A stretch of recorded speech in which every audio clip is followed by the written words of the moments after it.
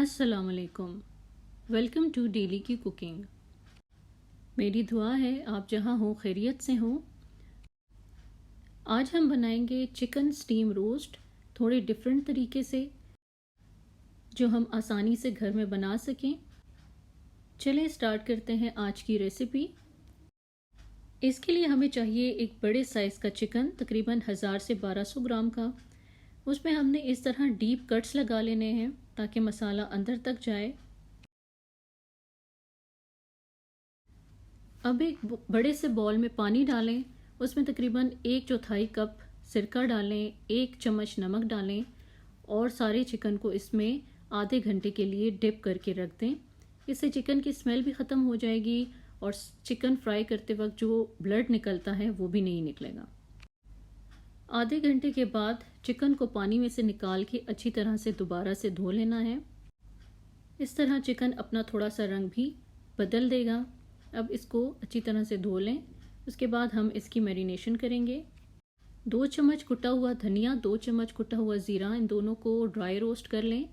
काली मिर्च ½ tea spoon, chaat masala 1 teaspoon, हल्दी powder 1 teaspoon, गरम मसाला 1 टीस्पून, कुटी हुई लाल मिर्च 1 टेबलस्पून और नमक हस्बे जायका। Lemon juice 2 tablespoon. एक बोल में 2 टेबलस्पून योगर्ट डालें और ये सारे मसाले इसमें डाल दें।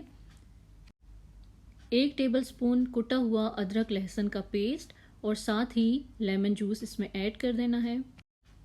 फूड कलर आप अपनी मर्ज़ी से ऑरेंज या रेड कलर का इस्तेमाल कर सकते हैं, ये ऑप्शनल है। सब चीज़ों को अच्छी तरह से मिक्स कर लें।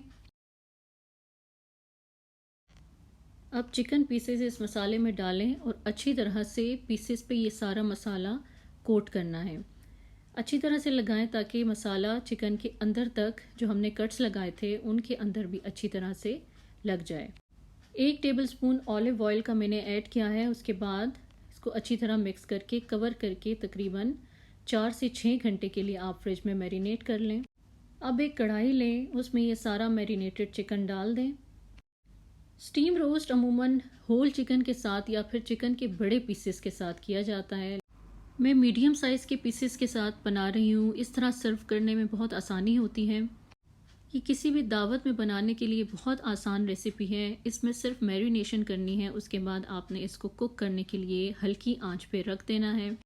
मैंने तकरीबन आधा घंटा इसको बिल्कुल हल्की आंच पे स्टीम करके बनाया। चिकन ने अपना बहुत सारा पानी छोड़ दिया और चिकन अपने इसी पानी में अच्छी तरह से गल जाएगा। अब आंच तेज़ करके हमने ये सारा पानी ड्राई कर लेना है। जब पानी ड्राई हो जाए तो चिकन स्टीम रोस्ट बिल्कुल तैयार है।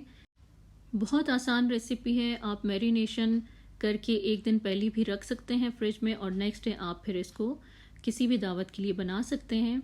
एंड में जो मसाला बच गया कढ़ाई में, मैंने उसमें ऑनियन रिंग्स डाल दिए। अनियन को ज़्यादा पकाना नहीं है, बस मसाले में कोट कर लेना है।